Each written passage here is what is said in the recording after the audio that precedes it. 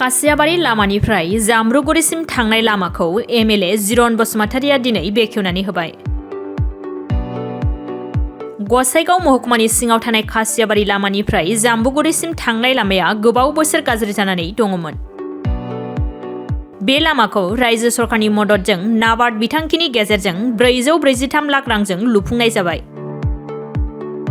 बे लामाखौनो दिनै एमएलए जिरन बसुमतारिया रायजो राजाफोरनि थाखाय बेखेवनानै होयो।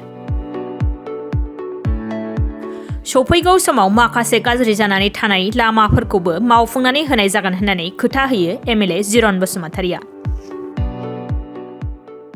दिनै बेहाय नोंथांमोना नुदों जे बे ओनसोलाव हान्था मेलानि खालामनो थाखाय लामानि जोबोद उसुबिदा जानानै दङमोन आरो थांनाय समफ्राव जे सरकार दंमोन बिथांमोनाबो बे बिथिङै मावजोबनो हायाखैमोन। नाथाय बिथांमोना दा नुदों जे आसामनि मानगोनां गिबि मन्त्रि डक्टर हिमन्त बिश्व शर्मा बिथाङा आसामाव थानाय मोनफ्रोमबो बियाबाव गोग्लैसोनानै थानाय लामाफोरखौ गुबुन गुबुन रड कानेक्टिभिटिखौ थिक खालामनो थाखाय इयारलि जोंनो एमएलएफोरनो गोबां फान्ड हरनाय जादों। थिग बेबादिनो बेवहाय नाबार्डनि गेजेरजों थांनाय बारावहाय 2 किल'मिटारनि एसे बारा बे लामाखौ सेंसन खालामनाय जादों आरो बे खाथियावबो गोलाव लामा दङ 3 किल'मिटारनि बारा।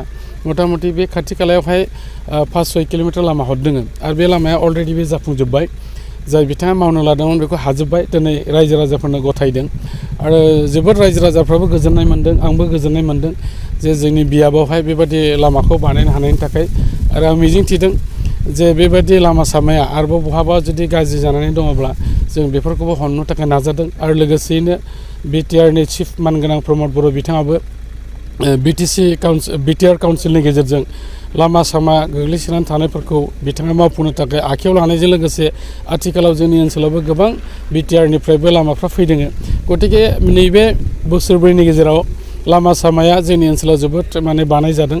दा बेजों आं मिजिंथिदों लामानि जे समस्याफोर दङ बे थाबैनो सुस्रांजागोन। आरो बेल' नङा, लामा सामाल' नङा, जोंनि रायजो राजाफोरनि जे माखासे गोनांथिफोर दङ बेफोरखौ सुफुंनो थाखाय दिनै बिटिआर सरकारजों लोगोसे आसाम सरकाराबो जोबोद नाजागासिनो दङ।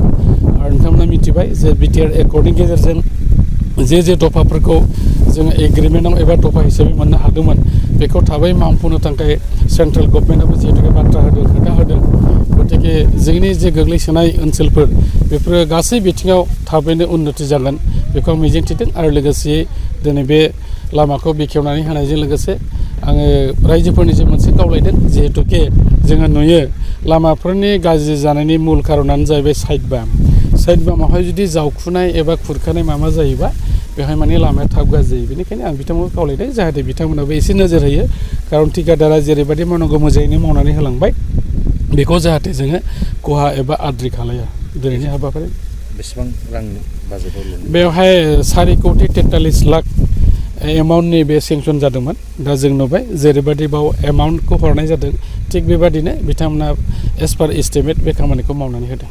सार, मोनसे खोथा, साबकाटानिफ्राय सराइबिलसिम 2.5 फुट खुरि बारायनायनि खोथा बै समाव होनदोंमोन, नाथाय दासिमबो जायाखै। वेडिनिं जेखौ जों बुंदों गसाइगावनिफ्राय रायमना थांनाय जे लामा, बे गसाइगावनिफ्राय जाबोनानै दा साबकाटा हाइ स्कुलाव बे थाबथाफैदों आरो बेखौबो रिसेन्टलि आरोबाव जे फान्डआव बे खामानिखौ मावनो नागिरदोंमोन बे फान्डजोंनो बेखौ आबुं खालामनायनि बाथ्रा होदों।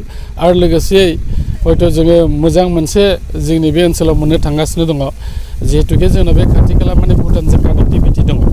दा जोङो आसाम मालानिफ्राय सिमुलटापुरनिफ्राय लानानै कसुगावसिम थांनायनि मोनसे बेवहाय सार्भे सोलिगासिनो दङ आरो बेखौ थाबैनो जागोन होननानै जों मिजिंथिदों। बे जायोबा जोंनि हान्था मेलाया साबसिन जाबावसिगोन।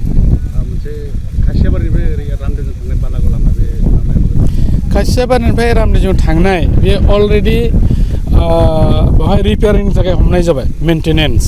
नाथायबा जाय कन्ट्रेक्टर बिथाङा मोनदोंमोन माबा खारनाव दाबो बेखौ मावफुंनो हायाखै, नाथाय अलरेडि टेन्डार जाबाय।